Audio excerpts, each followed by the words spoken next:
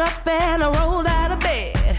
Got dressed and I left at 10. Check my nails, looking good. It's a beautiful day in the neighborhood. Oh yeah! I know this'll be the day. Oh, yeah. Everything will be okay. Oh, yeah. I kiss my cares all away. Oh, yeah. It's gonna be a good, good day. It's gonna be a good, good day. Good, good day. I think it's finally all gonna go my way. My way. Rain or shine, no, I don't mind. This day is mine. I'm gonna chase all those gray clouds away. It's gonna be a good day.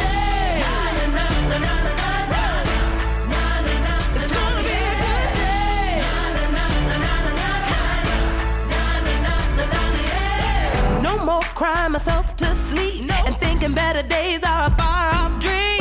Get up and I move my feet, cause I hear music playing on these streets. Oh, yeah. Ain't nobody gonna cry today. Oh, yeah. Ain't nobody gonna die today. Oh, yeah. I kiss my cares all away. Oh, yeah. It's gonna be a good, good day. It's gonna be a good, good day. Good, good day. It's gonna be a good, good day. I think it's finally all gonna go my way. Rain or shine, no, I don't mind. This day is mine. I'm gonna chase all those gray clouds away. It's gonna be a good day. It's beautiful. It's gonna be a good day. No more crying myself to sleep and thinking better days are a far off dream. Get up and I move my feet, cause I hear music playing. It's gonna be a good, good day. It's gonna be a good, good day. Good, good day. I think it's finally all gonna go my way. Rain or shine, no, I don't mind. This day is mine. I'm gonna chase all those gray clouds away. It's gonna be a good day. It's gonna be a good day. It's gonna be a good day.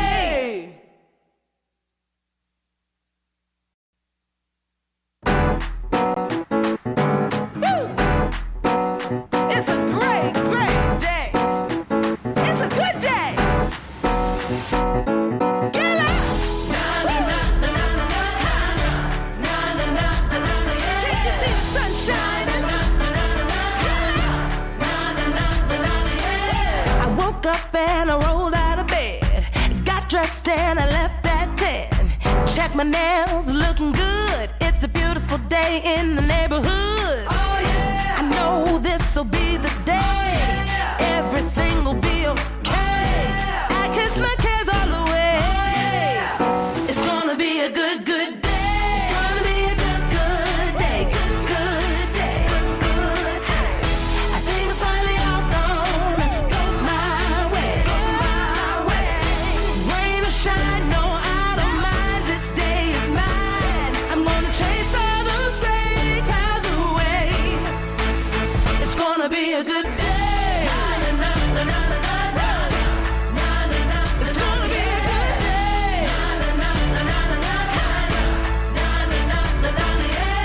day. No more crying myself to sleep and thinking better days are a far off dream.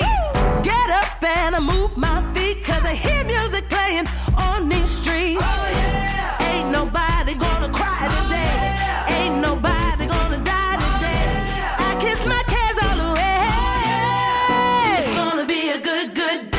It's gonna be a good, good day. Good, good. Got it.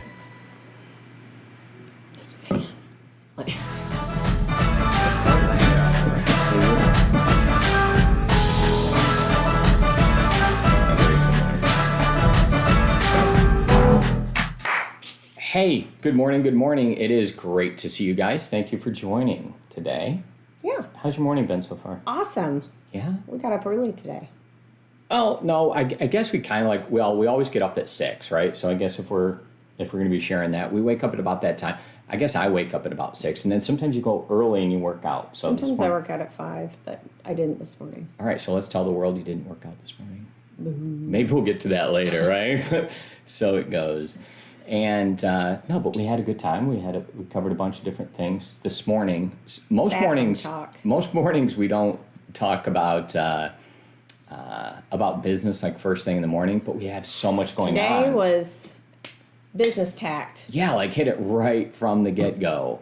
And we're super excited. He was showing me pictures in the shower when I was in the shower. It's for real. I know it sounds really bad, but there's some really good sharing. Maps. He was showing me maps. Yeah. Maps. Should have. Ladies and gentlemen, I have no idea where she's taking this, but it is what it is. Let's be thankful that we get to live and work together and all these things that the pandemic's brought us, and we're here for you guys, right? And we're going to share the good, bad, and the ugly, I guess, of kind of what goes on and peel back the curtain every once in a while and show you guys something additional. And we have some amazing topics for today. Yeah. So today we are going to talk through a couple of things. So I'm going to give you some advanced stuff. So we're going to kind of tell you up front what we're talking about, and we'll do that, hit it in the wrap again. But we're going to talk about indie brokers and their greatest strengths.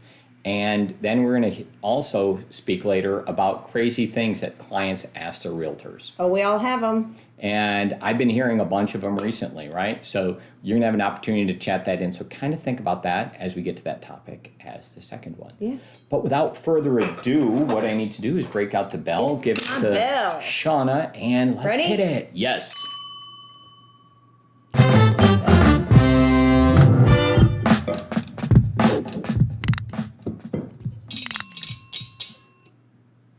Hey there, how are you guys doing? Mike Acquisto and Shana Acquisto, real estate brokers and co-owners with Acquisto Real Estate.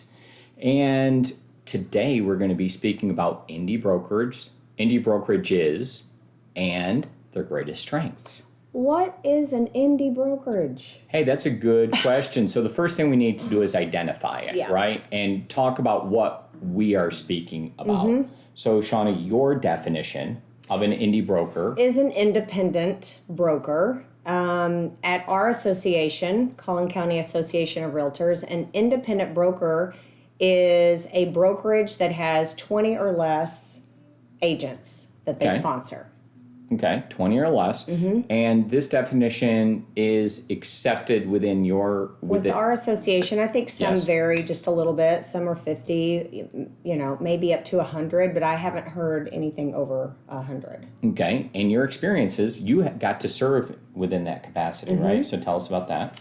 I was the chair of our independent broker network at Collin County, and, it was amazing because we brought...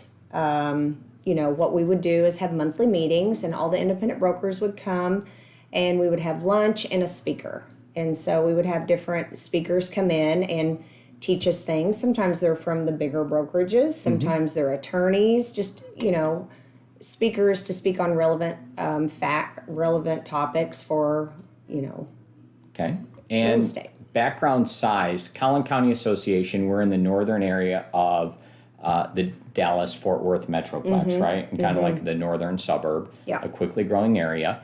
And about how many members are part of this? We have about 9,000 realtors. We also, our membership is also made up of affiliates, which are, title companies, lenders, different vendors that we use. But actual realtors, it's about 9,000. Okay. Very cool. And you just recently elected, right? You're kind of like a big deal there. You've served on the board of directors for a while now. Go on. And I'm super proud of her, right? It's kind of a big deal. And you're elected the secretary, which becomes a treasurer. Can you explain that? Incoming secretary treasurer, which then becomes president-elect and goes on to become president of the association. So you're going to be president? Does that make me first man? Is that a weird... I don't know how it... Anyways. Yes, it does. We'll have to think about that. All right, so let's get... on some socks. Yeah, put that on socks and wear it. You might need to refer to a previous episode to be able to get that reference, but so it is. All right, and as we talk through this, the topic we're talking about, so now we know who we are and what our qualifications are. We've been real estate brokers now and independent brokers for 20 years. And we started knowing absolutely nothing, like literally nothing. Literally nothing. Yes, like nothing. And we went through all these different evolutions, right? So a little bit of the backstory is like when we first started, we knew nothing, and I happened to be the broker, and I had like zero experience. And then I hired Shana as the first agent. And then I went on, I was like, oh, I should run a mortgage company too at the same time. So I like had no oversight, had no training, had no nothing, and it was really scary. And we Looking back now, it's very scary. No, it was totally scary. And it was like before the internet. It was like Ask Jeeves time. Yeah. Right? I mean, it was like a long time ago. So we didn't have like all the resources, so it was more difficult. And I think one of the strengths now that we have is the ability to learn if we want to, right? The internet's changed so many things. So if we look at it from the time when we started till the time now, knowledge and sharing is really kind of a big deal. Absolutely. And we have access to so much more. And we can pick any one of the different things that we have access to learn from, whether it's like YouTube, whether it's from other people, whether it's from any type of like online sharing things. There's a bunch of people that share really, really well. The Loken group, I get a bunch of items from, and they do a great job of sharing down in Houston, and they kind of have this Loken shares thing. And they're a Keller brokerage, but they share like all these different things that have worked successfully for them. And they were kind of one of our inspirations for us to start sharing a lot more and giving back and doing all those things, and kind of inspiration for a little bit of how we went to external and how we share our TNT session. So thank you to the Loken group, and chat in now if there's any other one else that shares really well on a different perspective that other people should know about. And I think that's one of the keys to success is not keeping everything bottled up inside, but to share. You know, you shouldn't ever worry about the competition. The competition should make you better, and you should want to be better because of it, right? And you should want to share and collaborate with everyone and soak in as much as you can from all these top brokerages. You know, and some of the greatest strengths are also going to be your greatest weaknesses, which is really, really weird as you kind of talk about that. So maybe you're smaller, but that means maybe you're a little bit more nimble and can react. Maybe some of our biggest things over time, if I really looked at super nimble. One of the things that we've done really well is keeping our expense structure different. And so we home officed, and that would be extremely difficult to do if we were like, pick another brand, right, on a national level. If they're like, hey, so like we don't have an office, we just like home office, how you like that? And I think when you put your own name on it, and it shows you care and you have like this pride and ownership and all those things, right? Like, so our family name's on there. And we're really proud of the brokerage. But we can home office and we can share a piece of us. And I think that a lot of the time whenever we're meeting with somebody, we talk about things like, let me not tell you what you should do, but rather let me share a piece of us, and we'll tell you what we did in that same situation and why, right? And so that's kind of what we're talking about there, is that we get to share a piece of us because we truly care. And when we do that, we help them make an informed decision based on what we've done in the past. And that's kind of like our mentality, but it's a strength because they get to know us. Yeah. Right? Yeah. And we can share a piece of us. And that's how I look at us. We're more of on a personal level instead of it's like you work for a big corporation, right? And you go in, rarely do you ever meet the boss or the owners of that corporation. But, for us, we really love to engage in the process and in the transaction and meet the people. And we're very appreciative for each and every client that we have. And we love to do that, and also our agents. I think the cost structure of not having a physical office totally helped us during the pandemic. Oh, For sure. yes. It It's allowed helped us through '08. Yeah, it did. And it's helped us now. So for sure. I'm not actually sure that we would have survived those times if we had this office structure. Well, yeah, I don't know. Having that expense, it's a huge expense, and I think it's passed on to, they have to pay for it somehow. So it's passed on, that expense to their agents. And we've just never done that. And sometimes people have, I've been approached by a couple of big brokers, even recently. They're always like, Shana, you need an office. You need to come to our office. This is how we'll do it. And we're just... You're like, actually, we kind of don't need I like that. to be able to go and run do some laundry. No, but we're way more personable when you can bring a person in and say, here's what we do and why. And, we've always done that. We've brought everybody here. And, that could be a little scary, or, we just show that we trust you, and we've never had an issue with that. Yeah, and so we'll knock on wood on that one, and let's not hope for one. No. But it allows us to share and open up and do all those things, and then cost structure. I do believe that would probably go to point number 2 of one of our greatest strengths, is I believe that because of that, we have a different profit model, which allows for the agent that works with us to have a better commission split. I think that we take that number and we do invest a portion, we invest heavily back into the business, right? Probably way too heavily at times. And my wife reminds me of that. And, right? There's just, sometimes I get way too passionate. If we do this, it'll totally be great for everybody. But it's got us, again, it's got us to where we are. If we didn't do all of these things and be on top of technology, it's probably going to be one of your other points, but yeah. So chat in now if you're super happy that you have a premium commission split with Acquisto Real Estate, because we don't have an office, right? And you get to keep more of that in your pocket. So that's kind of a key thing there, right? Yeah. So that kind of goes to point number 2. And you had another point you want to make?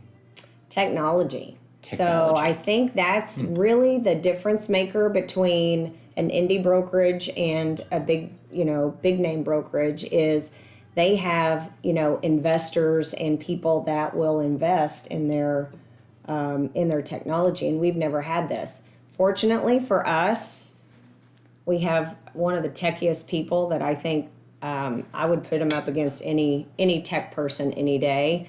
But he, you brought us to this point over the years. And now when we're in a world of everything is technology, it's almost like our business is a technology business. We have to market, we have to do all these different things where real estate becomes this much of it, and it's really, really difficult. So fortunately for us, I would say that we have some pretty amazing and innovative technology that even some of the bigger brokerages don't have or offer. So I would say I'm good with technology from a real estate perspective. I'm not actually coding it, but I think we do a reasonably good job on our part. You understand technology. Yes, totally. And you know enough. Maybe you don't code and program. I don't code it myself. But you know enough of how everything operates and works to be able to know how to advance us. Yeah, no, I can I can real estate tech talk and translate from a real estate perspective to the tech guys that are working with us to be able to do it. But actually doing the physical, no, I stop there. And that's not, maybe it's not the best use of my time, maybe, I don't know. Well, it's but not. We've been fortunate with so many, I guess we made enough wrong choices that eventually we got to the right stuff. We made some, and exactly. So that could be another strength of an independent broker is the availability to make a mistake and still stick around. So if you're a CEO of a company, you make a bad decision and it hurts profitability, you're canned and you're out of there, right? And they're on to the next person.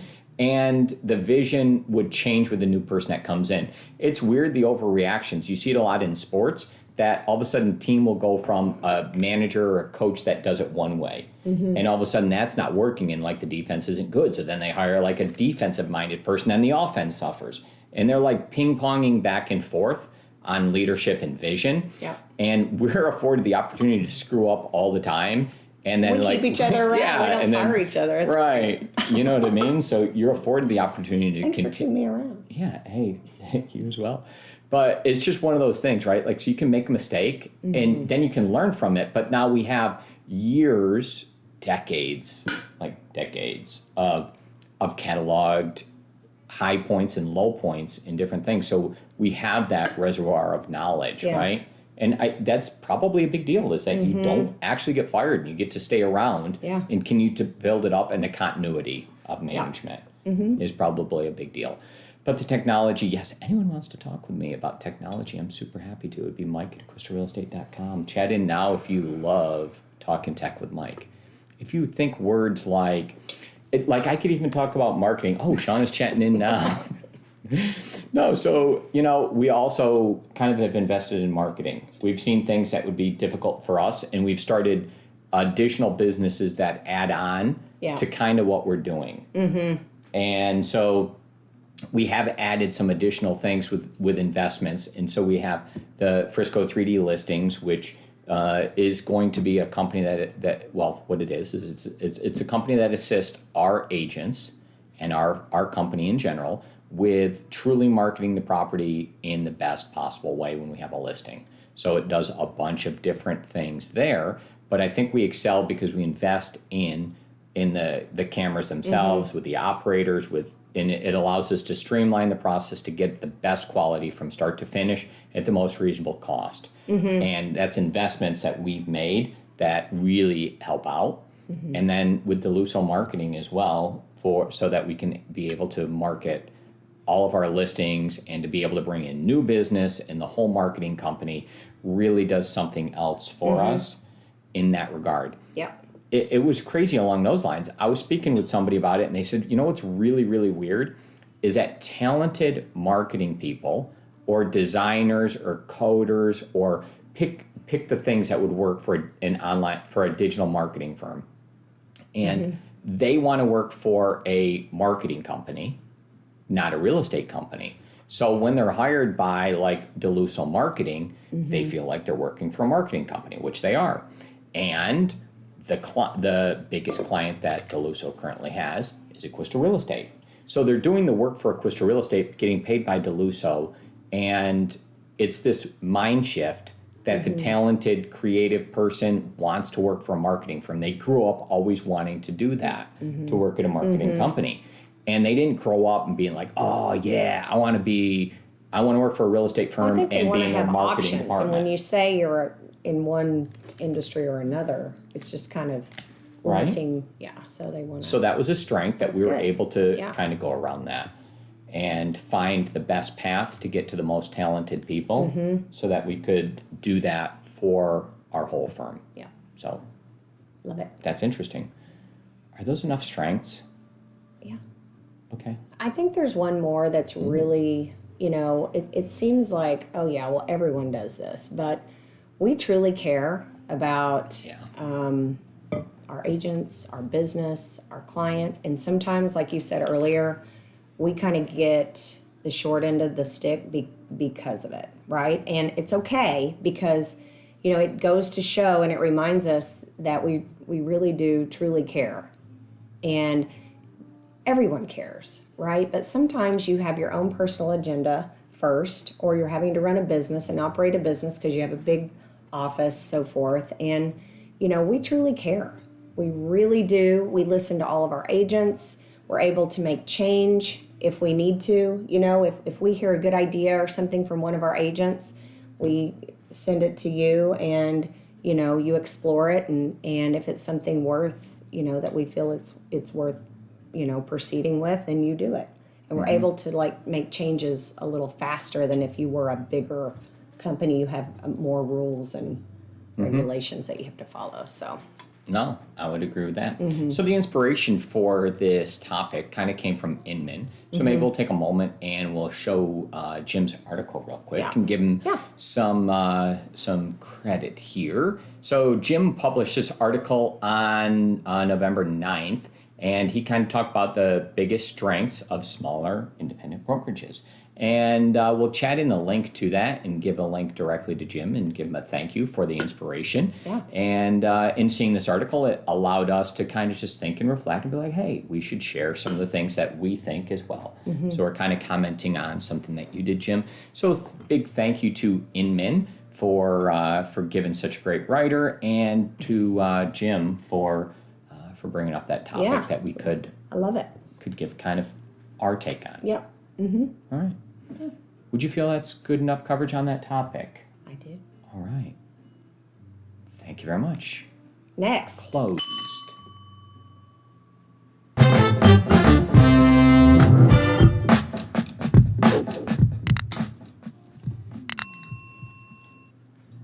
Say what? There's so many questions that are crazy that clients ask their realtor. And in all these years, all these decades, right? You've gotten so many different things that people have asked you. So I'm just going to kind of put you on the hot seat and say, Shana, tell me some of these crazy things that happen with your clients. So I think one that's kind of a little unusual is, hey, Shana, would you be free on Thursday? My husband's out of town and I need to go to an appointment. Okay. Yeah, of course. What's the appointment? I am doing in vitro. Okay. And I need my realtor present. I'm like, wait a minute. Like the real, like it's happening, like, yes. So that was something that I was asked and I did that was really crazy. So you participated It in was in vitro amazing. fertilization? Yes. But not as the... Not as no, I was the husband. You were holding hands? Yeah. That was awesome. I was. And yeah. So that was But that you really enjoyed that though. oh my gosh. So it was that a crazy was an opportunity. question. Yes. A lot of opportunities come from these what we call crazy things, but and we should write a book. But we do get it's almost like when you buy a house, maybe you've relied on your realtor so much and they've done such a great job that all of a sudden they don't feel competent to even handle the smallest of tasks. So, people will call and say, hey, my garbage disposal, it won't turn on. Okay. Yeah, and it's weird. I think you're totally hitting something that happens is their brain shuts off. Mm-hmm. Right? Yeah. Chat in now with some of the weirdest things that you've been asked as a realtor. All of us could write books. It's really crazy. I know that one of our agents had to go and get the dogs. Hey, could you go pick up my dogs in the house because we have a showing and they're running everywhere. And went to pick up the dogs and they run out the door. And I think we've all experienced chasing animals out and down the street. We had a situation where we had a squirrel got in the house and it was, remember that? Oh, yeah. Crazy. Yeah. But yeah, it's just, when you go through this and then you close, your job is not over. You've developed a relationship with people, and we've had some of our best friends come from being a client of ours. So, you do get a lot of crazy things that happen throughout the transaction, and it's really, really bizarre. Hey, there's a mouse. What do I do? Hey, and it's just funny that the ability to think kind of closes when you close on your house. That closes too. It's really strange, and we all, give them the advice and take their call at all hours and help them out long after the sale. So the things that they would be asking after the close, and we hear it so often, right? Are all these different things like, how do I set up this? And then pick whatever that is, utilities, all these things. We have services that we do that with, right? But then all of a sudden Yeah, how do I Like- set my utilities up? You know, like those bigger utility connection companies, they really saved a lot of questions because it became all of that, right? And so that's really kind of minimized those questions over time. But then it's all types of different things, like how do I hook up? How do I install? And then they would go through this litany of questions around like, how do I hook up or how do I install or what should I do or how do I turn on?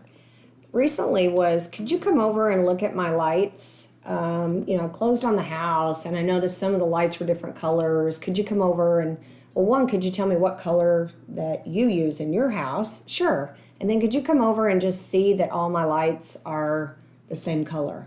No, so, well, I don't know if that's, they're definitely asking you a question, but people don't necessarily know the color of their lights, if it's cool lights, if it's warm lights or whatever.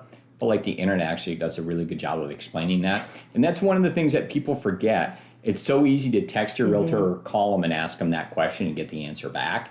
Then for you to go online and just type in like, warm You know versus how cool you lights. used to call it a leave behind, like when you would break up with someone and that person would leave something, so they would have an excuse to come back? Yeah, you did that all the time with me. We never broke up. No, I know, but like after the first date, you like leave something Right. behind, like one glove. You or left your something like business that. card. I left my business card. Yes, you would always leave a business card, and it would just said Mike Acquisto. Like, Well, I do you need you to do? be able to get in touch with me. yeah. Anyway, And you but did. yeah, what were we talking about? Do you have my number? So crazy things Yeah. that clients ask their realtors, right? And Yeah. all these different items. But what it comes down to is you The leave ultimately, as behind. an It's kind of like agent, the leave behind. They want a reason to maybe call you back, or just I don't know, or maybe they've just kind of lost focus. and I think the reason that this happens, so if you unpeel why they ask you, how do you do this? How do you do that? How do I connect this? How do I turn this on? Where is this? How do I get a garage door remote? How do I program this? Who should I use for security? Like all those different questions, right? And why that really happens is because they became dependent upon you. They were very happy with the service. They truly, right? They cared about what you did. And they started to rely heavily on you, and yet they fell into this cycle of anything to do with the house. It's an honor when they call you back. Yeah, no, it really should be. And so you've done a great job to build that bond. And they think anything house, I call, right? And that's kind of what they do. So if you are getting those crazy questions, what I really feel is that you're a great agent. And that's actually the answer. Something I that learned you from care. Paulette is Paulette said years and years ago, Paulette Green. Can you use her voice and say it, please? No, Come could on. never. Can you, no impersonation? No. So Paulette would say, well, I could do it. All right, go ahead. Be like, Girl. She would start with that. you need to make sure, your goal at the end of this transaction should be that client should feel like they could not have done this without you. And that's, kind of her thing. And that's how she's kind of done her business all these years. And, when you're putting forth all the effort and doing that and taking their calls and, you're right. After the sale, if somebody calls you for the smallest of things, I have a mouse in my house, could you come help me out? Just be honored. I know it gets frustrating if it's 9:00 at night and someone's home, their husband's out of town, and they have a mouse, they don't know what to do. But you should look at it as, wow, I'm the first person they call. So, this is another side of this that I'll say. We were at dinner one Friday night a couple of years ago, and I kept getting a call from this client, and they called me for everything. And he kept calling, and I was like, why are they calling on a Friday night? We're not even, I don't know. We weren't even doing a transaction at the time. And it ended up being the wife. And the husband had passed away, and I was the first person that she called. She had to call me. What do I do? She was very dependent upon him. And it was, it's, I don't want to cry, but. Yeah, I was there when it kept calling, and we're like, man, it's like Friday night or Saturday night, and we're out on a date, and we're like, this person keeps calling, and we try to disconnect occasionally, and it like the way that the But phone. I'm like, Mike, I can't. I gotta talk. I gotta take the call. Right. I'm sorry. Yeah, I agree, and it's totally good. But so thanks, Paulette, for some good advice. Mm-hmm. Yeah. And if anyone else has some amazing Paulette Green stories, go ahead and chat that in right now. She's an inspirational person, right? Yes, I love her. Is she on your Mount Rushmore? Yeah. I'd say yeah. Okay. So Shana has a Mount Rushmore of business women, and specifically realtors, and Paulette's somebody that you definitely draw inspiration from. Mm-hmm. I do.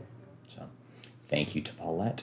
And I think that's about good for this topic. But just remember, if you are getting those questions, it's actually because people care. Be honored. Be flattered. And, if they never called you again, I'd be upset. So. Hit the button. Let's go. Hey, let's go to the wrap.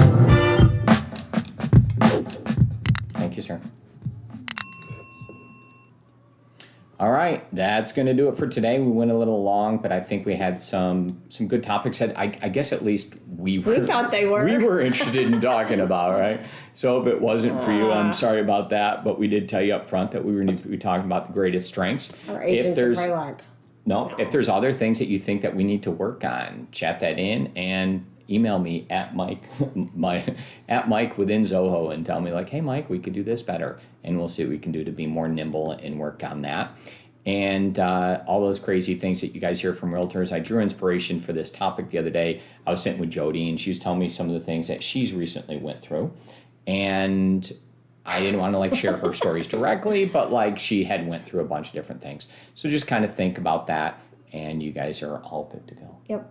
All right. Now, I didn't tell them about next Tuesday, agent dinner, but maybe a reminder from you. Next Tuesday at 6:30, we are going to have our agent, Thanksgiving. So, agent and your spouse are welcome to come. I would like to have an RSVP because we're going to have lasagna. We're going to have it Italian style. So, Italian style. Agents giving Italian style. Okay. So sounds good to me. 6:30, and it'll be here. It'll be here at our house in Frisco. Wow, that's amazing when you have to say our house and then the city. Crazy place. Thank you guys very much. Remember, there are meetings this week, so we probably have some people that we'll be seeing tomorrow, right? Yep. See you tomorrow. Thank you guys. That's a wrap. Let's get out of here.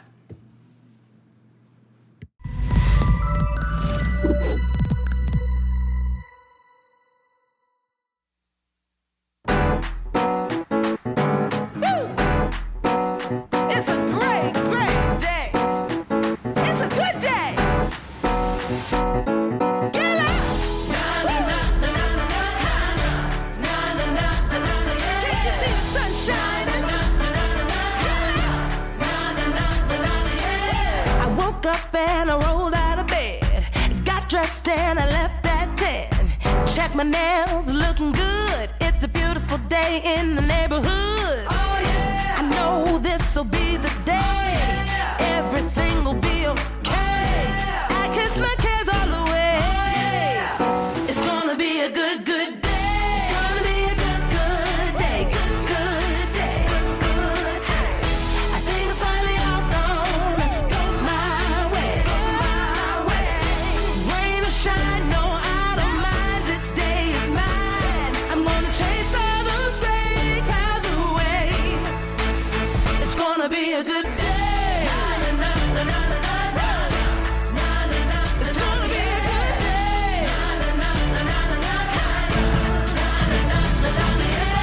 day. No more crying myself to sleep and thinking better days are a far off dream. Get up and I move my feet, 'cause I hear music playing on these streets. Oh yeah! Ain't nobody gonna cry